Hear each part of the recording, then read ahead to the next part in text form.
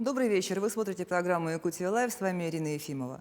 Предотвращение, спасение, помощь – это девиз МЧС. Не отступая от него ни на минуту, спасатели ежедневно идут на укрощение огненной стихии, ликвидацию различных чрезвычайных ситуаций, порой рискуя собственной жизнью. Насколько сейчас наша республика справляется с лесными пожарами и какие меры предпринимает МЧС, мы поговорим сегодня с руководителем пресс-службы Главного управления МЧС России по Республике Саха-Якутия Ксенией Рахматуллиной. Здравствуйте, Ксения. Здравствуйте, Ирина. И чуть позже вместе с сопредседателем общественного добровольческого штаба Якутии по борьбе с лесными пожарами Ольгой Григорьевой мы обсудим вопрос о том, как стать добровольцем и помочь Якутии спасти леса. Добрый вечер. Сегодняшний выпуск, Ксения, мы подготовили при помощи коллег из Центра управления регионом. Они отобрали наиболее актуальные вопросы, которые жители Якутии чаще задают в сети. А я напоминаю, что задать вопрос гостю программы можно в прямом эфире, позвонив по телефону 8 41 12 42 14 39 или отправив сообщение на номер горячей линии в мессенджере WhatsApp 8 914 235 0502. Лето 2021 года выдалось во всех смыслах жарким. По информации синоптиков, этот год оказался самым засушливым, самым жарким за последние 150 лет. И, как следствие, большое количество природных пожаров. Вот первый вопрос, наверное, с того, каким селам, каким населенным пунктам угрожает опасность. Ирина, я хочу в первую очередь отметить, что несмотря на жаркие климатические условия, в сравнении с аналогичным периодом прошлого года, площадь природных пожаров у нас ниже на 10%, как и количество зарегистрированных на сегодняшний день. Если в прошлом году эта цифра составляла более 1500 зарегистрированных природных пожаров, то на сегодняшний день это 1227 природных пожаров. Как правило, подготовка у нас ведется своевременно, сразу же после завершения сезона в 2020 году. Мы все совместно с органами управления Якутской территориальной подсистемы начинаем готовиться. Утверждаются планы тушения, проводятся проверки населенных пунктов. У нас сейчас подвержены угрозе лесных пожаров 341 населенный пункт на территории республики. Органы Госпошнадзора после схода снежного покрова начинают их проверки, выявляют нарушения. В частности, они касаются отсутствием или не расширенной минерализованной полосы, необеспеченностью источниками наружного противопожарного водоснабжения, иногда неисправная система оповещения могут быть в населенных пунктах. Все ответственные лица привлечены к административной ответственности. На сегодня у нас процент проверок составляет 98, то есть за исключением некоторых сел, куда сейчас невозможно добраться органам Госпошнадзора. Есть села, в которых ежегодно не устраняются нарушения. В частности, это у нас Нерюнгринский район. Боремся. То есть вся информация направлена в органы прокуратуры и непосредственно в правительство региона. Сейчас уже непосредственно в сам сезон мы стараемся работать совместно со всеми органами. То есть первые у нас стоят, это, естественно, специализированные подразделения Рослесхоза, их структурные подразделения. В этом году беспрецедентное количество федерального резерва было направлено в наш регион. Это специалисты широкого профиля авиалесоохраны, которые сейчас раскиданы по территории всей республики, работают день и ночь. Буквально недавно я летала в Хангаласский район, разговаривала с этими ребятами, то есть они в командировке находятся непосредственно на территории Ленских столбов уже более 25 дней. То есть люди работают в жаре, в безводном районе. То есть это очень тяжелый и ручной труд, потому что в наш заповедник невозможно отправить тяжелую технику. Ксения, если я правильно поняла, вы сказали, что территория меньше, средств в этом году направлено больше, силы средств. А как же так получается-то? Если сравнивать с прошлым годом, то в этом году мы начали гореть раньше. То есть май-июнь месяц, к сожалению, то есть пока то, что пройдено пожарами сейчас, пока меньше, чем в прошлом году за весь период? Нет, не за весь период, именно на сегодняшнюю дату. Именно на сегодняшнюю дату, да. Если июль у нас традиционно самый жаркий месяц считается, мы к нему всегда готовы, то, к сожалению, с мая месяца у нас были пожары, виновниками которых были люди. Сельхозпалы эти пресловутые, это сельхозпалы, это вырубка гражданами, заготовка дров. То есть 2 уголовных дела, которые возбуждены в отношении граждан, они поджигали пеньки, чтобы сокрыть следы своего преступления. А, то есть дерево срубили, увезли, Дерево и срубили, пень увезли, да, сожгли, и как пень будто сожгли, это... а в итоге пожар разросся. Чтобы было понятие, то, что затушивается, да, вот часть определенная площадь, с виду кажется, что она больше не горит, но подстилка очень широкая. Вот, то есть огонь уходит туда внутрь, и он может там сидеть и обратно вылезти через 2-3 дня. То есть, когда вот проводят тушение специалисты лесоохраны, также и наши подразделения, то есть мы полностью проходим всю кромку, вот, досконально, вот ее нужно затушить, чтобы огонь опять не вышел наружу. А как распределяются обязанности между разными ведомствами? Потому что я же знаю, что не только МЧС работает над тушением пожаров, это и Рослесохрана, это большой труд, взаимодействие. Вот как это происходит вообще? Ну, как я уже сказала, в первую очередь это у нас специализированное подразделение лесоохраны. Дальше идут у нас силы республики, непосредственно Государственного комитета обеспечения жизнедеятельности населения. Это республиканские огнеборцы, это спасатели службы спасения республики, это именно региональная составляющая. И если возникает непосредственно угроза перехода огня на населенный пункт, тогда задействуются уже силы и средства МЧС России, потому что мы являемся последним рубежом между огнем и населенным пунктом. И сколько сейчас сил МЧС задействовано в тушении пожаров? Сейчас, вот на сегодняшний день у нас задействована авиация ведомства. То есть у нас мы согнали с Дальневосточного федерального округа вертолетами 8 с водосливными устройствами, самолет Б-200. Также нам помогли коллеги из других округов федеральных. Ну, а в целом группировка, которая аэромобильная, которая ежегодно ездит по всем командировкам, составляет 100 человек. Именно пожарных, специализированной пожарно-спасательной части. Также это 30 человек спасателей. И если возникает необходимость, мы задействуем уже и гарнизон населенных пунктов, как это у нас было с Горным районом и с Мирнинским районом. То есть, если вы сказали, что площадь меньше, чем в прошлом году, то все-таки угроза населенным пунктам получается больше, да? То есть ближе огонь подошел к населенным пунктам в этом году, поэтому мы ощущаем это сильнее. В сети интернет и в местных новостных пабликах распространяются фотографии, снятые из космоса. Вот как происходит мониторинг, как быстро информация о возгорании в том или ином районе республики проходит?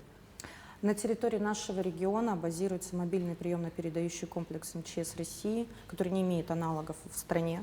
То есть мы в прошлом году приступили к эксплуатации.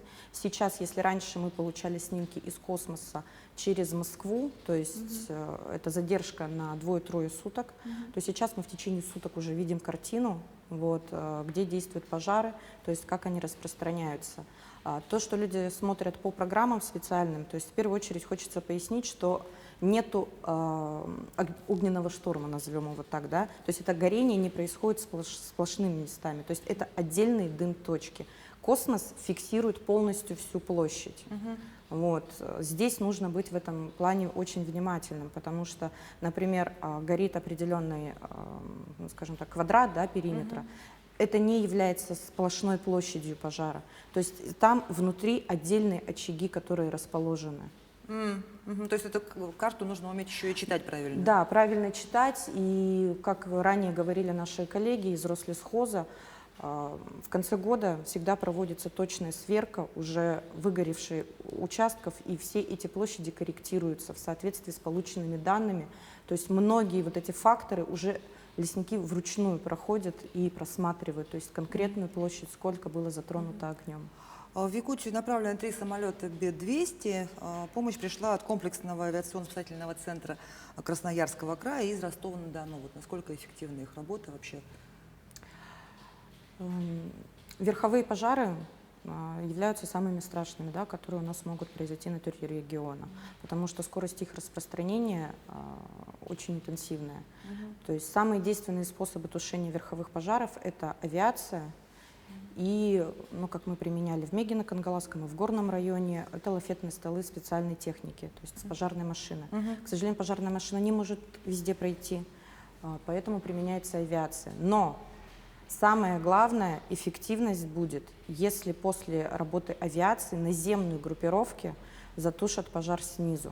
То есть когда проходит техника, когда проходит самолет или вертолет, то есть он тушит именно верхушку.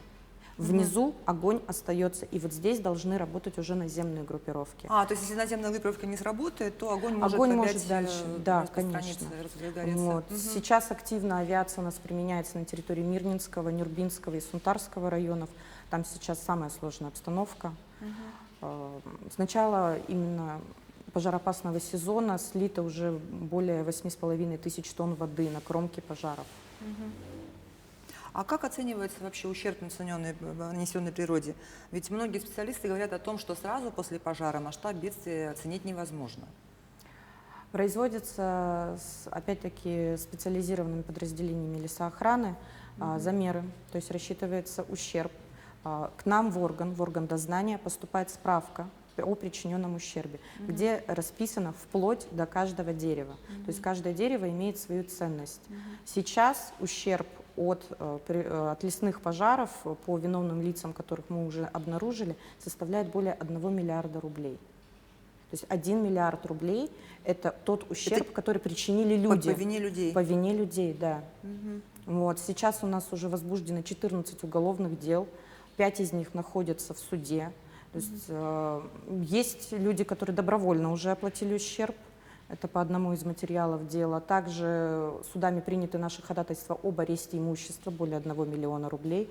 По остальным сейчас все уголовные дела перспективные.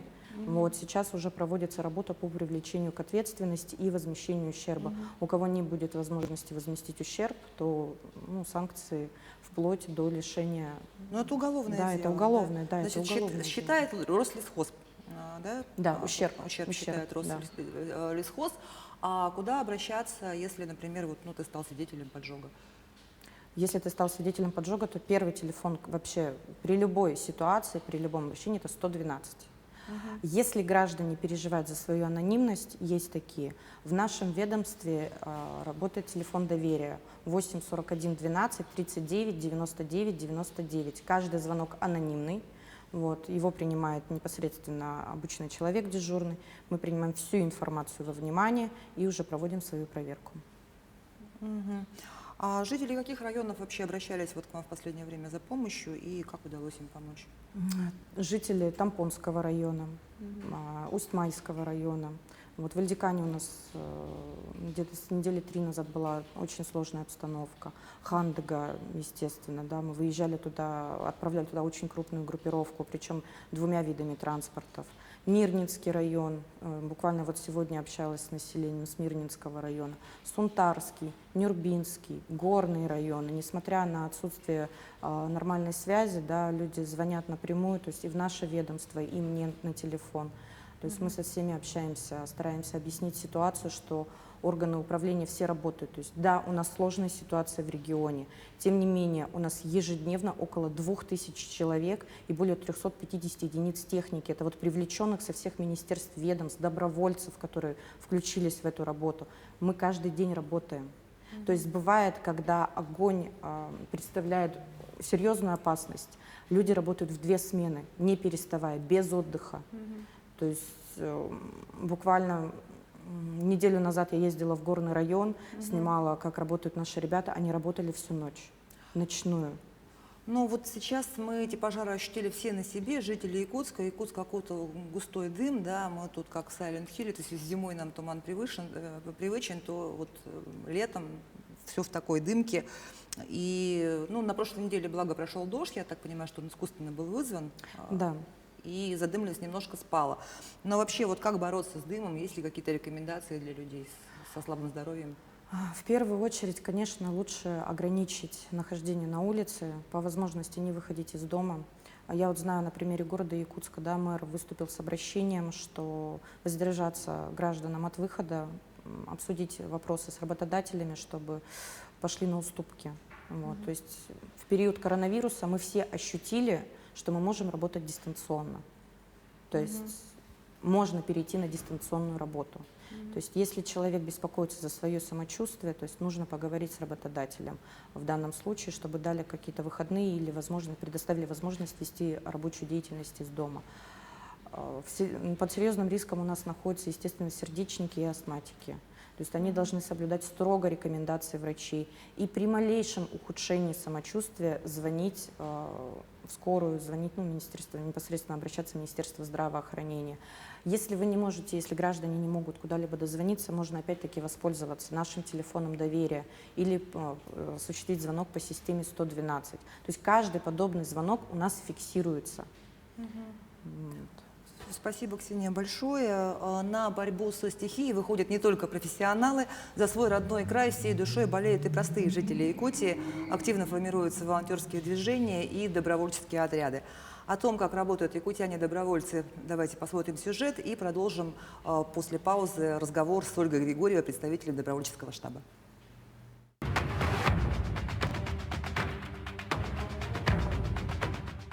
На борьбу с огнем в Якутии поднялась буквально вся республика. Общественники, предприниматели, студенты и учителя – всех их объединило общее дело. В районы со сложной ситуацией по пожарам добровольцев отправляет общественный штаб республики. В общей сложности добровольцев было с нашего штаба отправлено более 100 человек. Это за время работы нашего штаба. Они были направлены в Намский улус по 2 населенным пунктам, далее, Горный по 3 населенным пунктам, Хангаласский улус по 2 населенным пунктам, в том числе Ленские столбы. А между тем, несмотря на весь энтузиазм, с которым многие жители республики подошли к организации борьбы с лесными пожарами, штабу по-прежнему не хватает ресурсов. Это инвентарь, продовольствие и медикаменты, а самое главное – люди. Мы нуждаемся в добровольцах, которые готовы выехать неделю, хотя бы на 1 неделю, без отрыва, приезда в город Якутска, находиться в точках и там работать по окарауливанию и отушиванию пожаров. Тем не менее, тяжелые бессонные недели работы на особо пожароопасных местах сплачивают людей. Многие возвращаются домой, став друг другу практически семьей. Это реально настолько сплачивает, особенно взрослых людей. Это действительно очень важно. И я советую всем молодым людям поехать, сделать максимально возможное, чтобы спасти и помочь. Главное для добровольца – крепкое здоровье. Дышать на местах тушения лесных пожаров сложно даже через респиратор. На ночь мы стали дежурить ЛЭПы, линию электропередач, чтобы огонь их не сел. Мы рядом ходили, тушили. Один человек у нас немножко даже угорел от этого газа. Его тошнило. В общем, мы до утра продержались, отстояли ЛЭП. Записаться добровольцем или помочь материально можно уже сегодня. Штаб по-прежнему продолжает свою деятельность и отправляет группы волонтеров практически ежедневно. Сделать это можно по адресу Орджоникидзе 10 в Якутске или связаться с колл-центром штаба по номеру 50 88 92. Кроме того, волонтерской деятельностью и помощью пострадавшим районам самостоятельно занимаются и другие активисты. Ознакомиться со всеми данными легко можно по хэштегу «Спасем Якутию» в Инстаграм. Сарглана Неустроева, Павел Пахомов. Специально для Якутии 24. Тысячи якутян кликнулись на призыв стать добровольцами и были переброшены в районы для борьбы с огненной стихией. И сегодня у нас в гостях Ольга Григорьева, сопредседатель общественного добровольческого штаба Якутии по борьбе с лесными пожарами. Здравствуйте, Ольга. Добрый вечер. Я напомню, что задать вопрос гостю программы можно, позвонив в прямой эфир по телефону 8 41 12 42 14 39 или отправив сообщение на номер горячей линии в мессенджере WhatsApp по номеру 8 914 235 0502. И вот у нас одно сообщение пришло, почему не пригласили пресс-службу лесных работников Минэкологии, ведь на самых горячих точках наши люди работают. Но я хочу сказать, что тему мы продолжим, и представители как раз Рослесхоза и Минэкологии придут в студию в ближайший четверг уже. Ольга, вы активно взаимодействуете с суперштабом Якутии и одними из первых узнаете о том, куда нужно перебросить силы, скольких людей не хватает на сложных участках. Расскажите вообще, как работа строится ваша. Ну вот вы видели сейчас сюжет, как наш штаб работает. На самом деле это все началось давно, вот когда окутал дым наш город, да, и когда невозможно стало дышать, мы все обеспокоились. Мы, например, предприниматели тоже стали собирать деньги, но не знали, куда это отправлять, кого найти. И по соцсетям видели, что вот Аил Джолурга в Магарассах работает, да, нашли Гульнару Алексееву, которая формировала буквально вот с 9 июля свои группы, бригады добровольцев, и отправляли мужественно спасать, помогать спасать наши леса. Ну и передали, передавали эти деньги, что-то сами закупали предприниматели. Хочу отметить и поблагодарить предпринимательниц, которые были с нами с самого начала.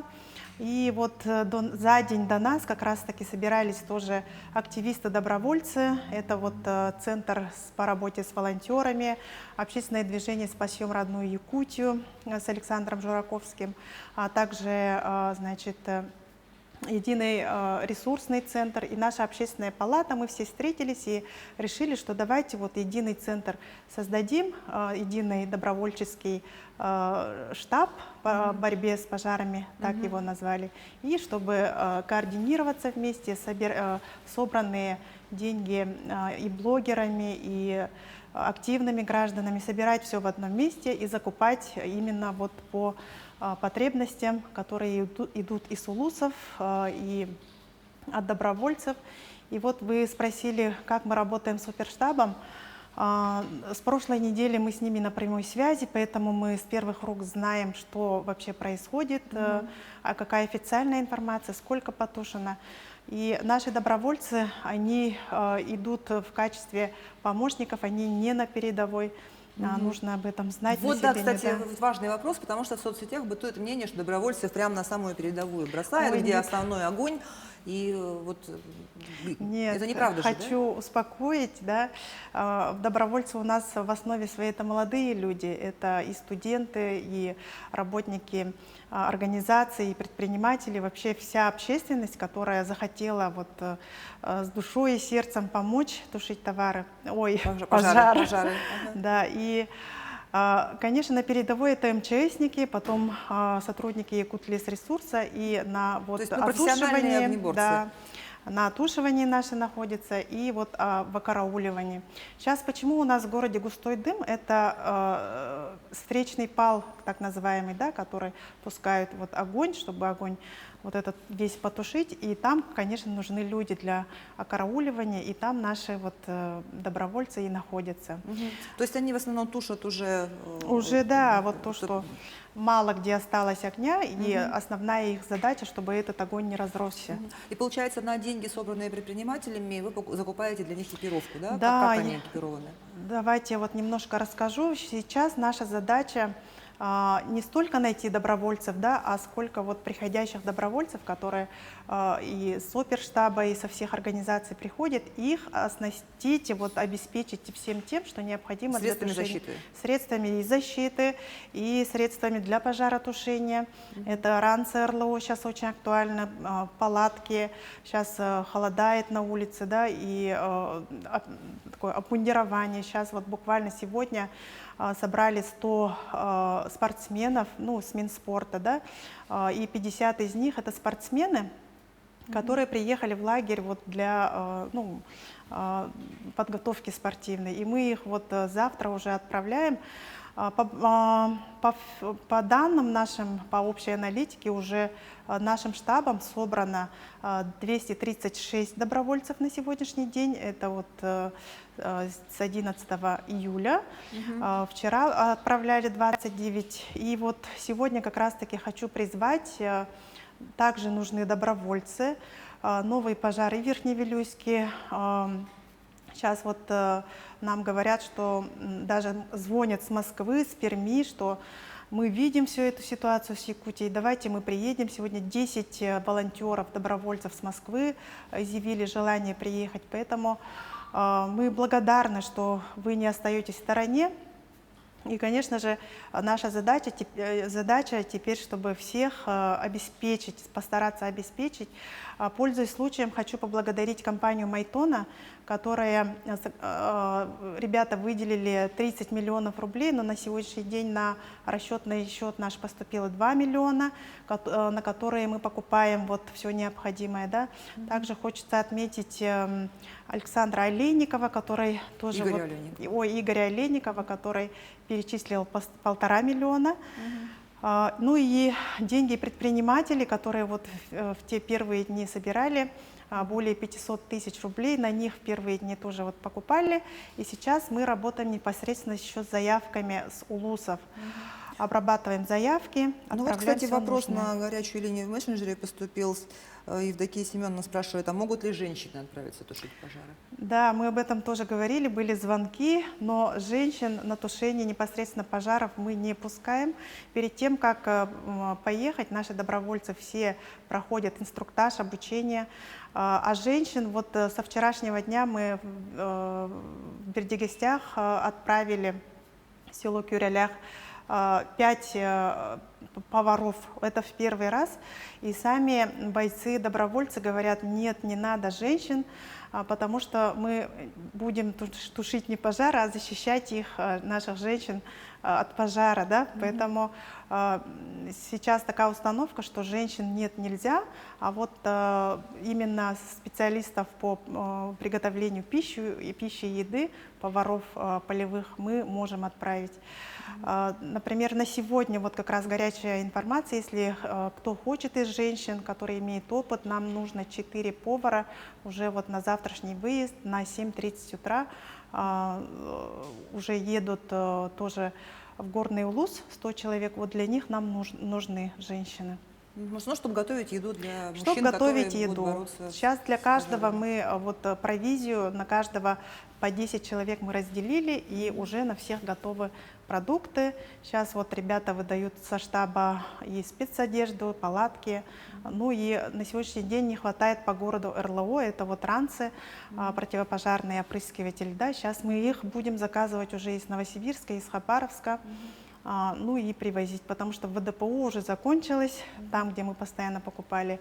Сейчас вот ожидаем только у них на 8 августа. А женщины-медики нужны или, поскольку добровольцы не работают напрямую с огнем? Да, вот как раз-таки хотела сказать, что нужна консультация именно медика, чтобы вот перед отъездом, перед отправкой добровольцев сидел медик и рассказывал тоже о мерах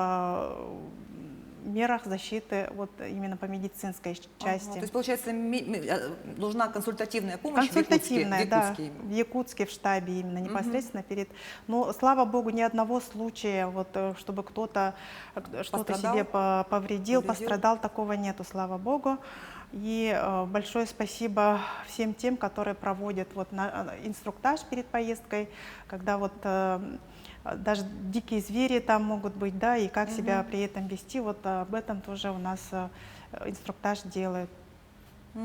А если у человека есть возможность, ну нет возможности перечислить 1,5 миллиона рублей, но есть возможность там, допустим, передать продукты питания или помочь горючим, вот Да, такого рода конечно. помощь вы принимаете? Конечно. Нам даже привозят, очень мило, конечно, на это все смотреть, принимать. Это бабушки привозят оладушки, хворост, печеньки, а некоторые даже со своего огородного участка огурцы, помидоры, соленья. И сегодня был случай, когда один человек принес 5000 рублей и говорит, я очень хочу пойти добровольцем, но не имею возможности. У меня 5 детей, давайте я вам вот принес 5000 рублей, примите в знак помощи. Конечно, мы все принимаем, это все во благо и стараемся сделать все для того, чтобы это все помогало тушить пожары, чтобы, конечно, быстрее с этим всем справиться. Но добровольцев хватает вообще? На сегодняшний день то, что вот ставит в задачу наш оперштаб, сказать, что полностью справляемся, такого нет. Добровольцев все меньше и меньше. Поэтому спасибо, что пригласили на вашу передачу. Через ваши экраны хочу тоже призвать сейчас вот в местности Кюрелях идет усиление пожара, да. Даже вот если вы можете поехать, например, в Верхневилюйск, там вот усиление у села Каракый уже подступает, как нам сказали, к деревне не на 2, не на 3 дня, а на целую неделю. Ну и будет так эффективнее работать. Я знаю, что все работают, и нахлынивание у нас добровольцев именно на выходные дни. Ну, потому что люди работают. Да, конечно, люди работают. И спасибо, вот, например, министерствам, которые ну, как Отпустили своих работников бороться с пожарами. Да. Поэтому это все во благо всем миром. Чем больше людей, тем быстрее это все потушим, потому что очень важно сейчас окарауливание вот этих всех мест. Там тушится, и тут же нужно неделю это все Смотреть, караулить, чтобы оно да, не дальше разрасталось. Что нужно сделать в первую очередь, чтобы стать добровольцем? Ну, конечно, очень большое желание внутреннее и, конечно, согласие с тем, что никто не виноват в том, что ты, если что, да, там что-то произойдет, это вот идет изнутри от себя, что да, я желаю помочь тушить пожары. Конечно же, если у вас, например, нет спецодежды, палатки, это все мы можем выделить. Конечно, это все по сегодняшний день, то, что приходит, то, что закупаем, мы все выдаем подчистую, да, и завтра с утра опять будем выезжать на закупы, это все ищем. Поэтому, если у вас есть спецодежда, сапоги кирзовые, ну, ранцев, конечно, нет ни у кого, поэтому вот это все мы выдаем. Вот, ну и вот по телефоны, номерам может быть, телефонов назовете? можете выйти на наши колл-центры. Ребята, у нас в штабе работает 20 человек, и заявки ваши мы принимаем по сей день. Это наша помощь нашей республики, нашей Якутии, чтобы быстрее справиться с лесными пожарами. Или лично прийти по Да, адресу лично Орджоникидзе 10. Орджоникидзе 10, это бывшее здание кафе «Витязь», здание какой авиации? Росавиация? Нет, Нет? это вот Рядом с ГАВСом? рядом с ГАВСом, да, вход с торца, мы всех ждем, там с утра с 9 уже начинаем работу. Ну, завтра пораньше, потому что у нас едет с 8 бригада. То есть с 9 утра и до скольки вечера там ждут? До 10 вечера И до мы 10 работаем. вечера. И да. там же можно и продукты, деньги. И продукты, не деньги. Заполняйте анкету, и в назначенное время нужно будет приходить. Кстати, тоже большое спасибо автобазе республики, да, с автомобилями тоже очень тяжело, и если кто желает ездить за продуктами и за всем тем, что нужно сейчас закупить, тоже, пожалуйста, приходите и помогите нашему оперштабу, который организован именно добровольцами. Ольга Григорьевна, ну вы и ваши коллеги делаете очень большое важное дело. Своей работой вы вносите вклад в сохранение природы Якутии, в сохранение наших лесов, помогаете всем якутянам. И очень радует, что, конечно, есть последователи вашего движения. Желаю успехов Спасибо. в вашем нелегком деле. Мы продолжим тему разговора продолжим в следующий четверг с представителями уже Рослесохраны, Министерства экологии. На этом выпуск нашей программы подошел к концу. Меня зовут Ирина Ефимова. Смотрите нас по будням в 19:15. Расскажем, чем живет Якутия.